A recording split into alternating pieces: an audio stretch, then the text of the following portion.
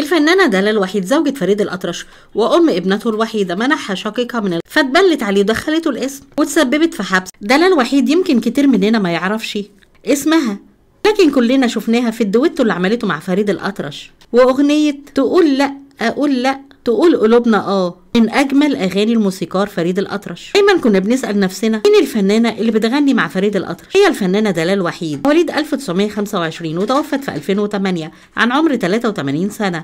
دلال وحيد بنت واحد من أشهر المصورين الموجودين في مدينة المنصورة، وكان ليها أخ اسمه أحمد وأخت اسمها جمال. كان دلال وحيد دي من المنصورة مش من المغرب، إن كان طلعت إشاعات إن هي من المغرب. أبوها كان عامل محل تصوير فوتوغرافي كبير جدا في مدينة المنصورة، مدينة الجمال والجميلات أيضا. أبوها كان معروف جدا في مدينة المنصورة. أبوها المصور الفوتوغرافي ساهم في اكتشاف ناس كتير قوي للسينما، خصوصا أهل المنصورة زي المصورين اللي كانوا بيشتغلوا في الجرايد والمجلات. كانوا بيلفوا على استوديوهات التصوير الفوتوغرافي عشان يشوفوا صور بنات حلوه، كانوا بياخدوها ويبعتوها للمجلات وينشروها على اغلفه المجلات. يجي المخرج والمنتج يتفرجوا على المجلات الفنيه القديمه بتاعت زمان، اتصلوا بالمصور الفوتوغرافي اللي صور الصوره او مصدر الصوره في الجريده، يبعتوا يدوروا على المصدر ويجيبوا البنت الموجوده على غلاف الصوره او غلاف المجله وياخدوها تمثل. راجل ابو دلال كان غاوي فن بطريقة غير عادية. في البيت تلاقي مجلات ملهاش أول من آخر. كان أبوها بيطلع يصور من أوائل الناس اللي كانوا بيصوروا في المنصورة، اللي عملوا في مجال التصوير. بنته دلال أول ما كبرت له أمل فيها كبير جدا. دلال بتحب المجلات والفساتين، كان عايز يخليها أول مصورة نساء في الفترة دي وتورث عنه الاستوديو، لكن دلال خيبت أمله، خيبت ظنه، وطلعت صاحبة صوت جميل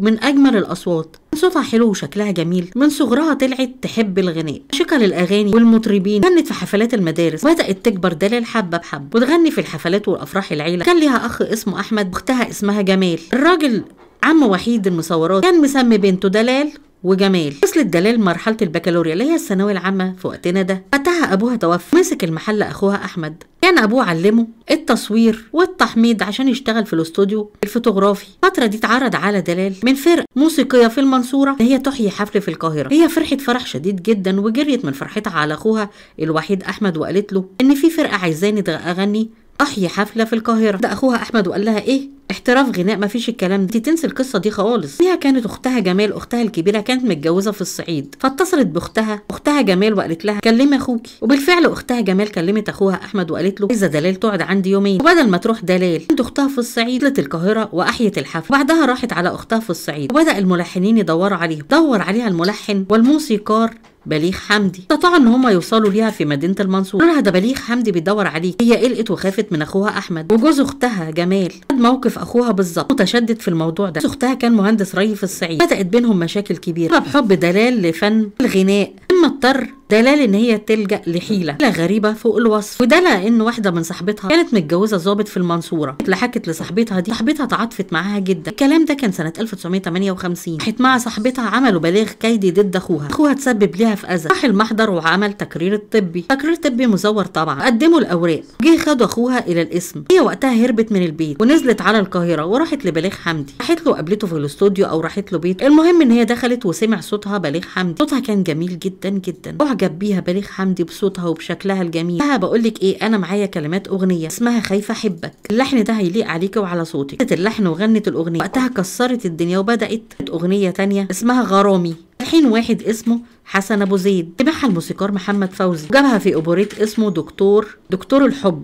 بيعمل الاوبريت ده هو وشريفه فاضل، اداها دور في الاوبريت وغنت معاه. الوحيد وصلت بعد كده للموسيقار فريد الأطرش، جابها وغنت معاه في فيلم من اجل حبي سنه 1959. الدويتو اللي عملته مع فريد الأطرش تقول لا اقول لا تقول قلوبنا انتو مشترك بينها وبين فريد الأطرش. وقت ده اخوها شافها في السينما، قعد اخوها يدور عليها هنا وهنا لغايه لما وصل للقاهره. اخوها اصلا طلع من القسم والنيابه، لما اتاكدوا ان البلاغ ده كيدي وسابوه ورجع بيته في المنصوره. جه اخوها للقاهره، بقت مغنيه وعندها شقه، عندها خدامه. وصل لبيتها وصل خبط على باب البيت، فتحت الخدامه قالت له ايوه يا استاذ عايز مين؟ لا، قال لها انا عايز دلال. قالت له الفنانه دلال عند الاستاذ فريد الأطرش. كان بيلحن لها فريد الأطرش وقتها. اخوها بسرعه وراح على بيت فريد الأطرش. بعد ما اولاد الحلال دلوه على بيت فريد الأطرش، قالوا العروق بتجري في دمه، وجري على اخته. كان عايز يخلص عليها ويخلص منها. فريد الأطرش قرا بعينيه نظره الشر ويتبادلوا الحديث. فريد الأطرش هداه وقال له في ايه يا استاذ؟ دي مراتي. اخوها وقتها ذهل، قال له ايه مراتك؟ قال له انا اتجوزتها، مراتي وقاعده معايا. مع اخوها انه يسيبها. فعلا كانت دلال وحيد انسانه محترمه جدا، فنانه محترمه. حفله من الحفلات اللي كانت بتحييها شافها واحد مغربي، من هنا طلع عليها اشاعه ان هي مغربيه الاصل. الراجل المغربي ده اعجب بيها،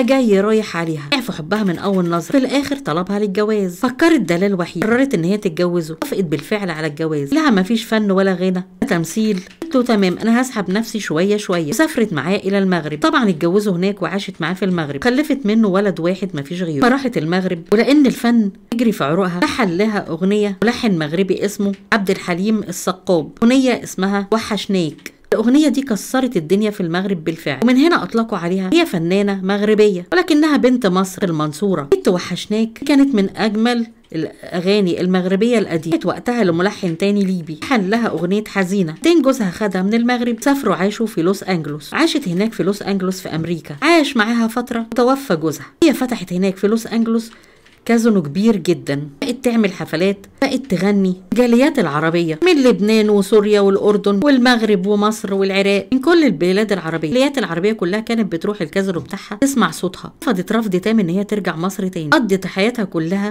في لوس أنجلوس. هي وابنها خدوا الجنسية الأمريكية، وقعدت هناك واختفت تماما عن الأنظار. قابلها هناك واحد بيعزف معاها في الفرقة أيام ما كانت بتغني في مصر. شافها أيام التسعينات، قابلها في لوس أنجلوس، قعدت معاه وحكيت له قصتها. أياميها ابنها كبر، ابنها الوحيد بقى دكتور كبير جراح، راح في لوس انجلوس وواخد الجنسيه الامريكيه. اقول لكم ان ابنها كان شغال معاها في الكازينو وكمل دراسته، بقى دكتور. سابوا بقى الكازينو والحاجات دي، فرغ بقى للطب وللجراحه لغايه لما ثبت نفسه هناك وبقى جراح كبير. بعد كده انتشرت اخبار وفاتها، واعتزلت الفن قبل وفاتها اكتر من سنه. معنى ان ابنها توفى، وكمان كان عايش في لوس انجلوس ومتجوز امريكيه. توفت الفنانه دلال وحيد في 2008. ربنا يرحمها ويتغمدها بكامل الرحمه والمغفره. اذا عجبكم الفيديو لايك واشتراك في القناه. اختكم محتاجه دعمكم وبتمنى منكم مزيد من الدعم. اترككم في رعايه الله وامنه وامانته. اشوفكم الفيديو الجاي باذن الله. السلام عليكم.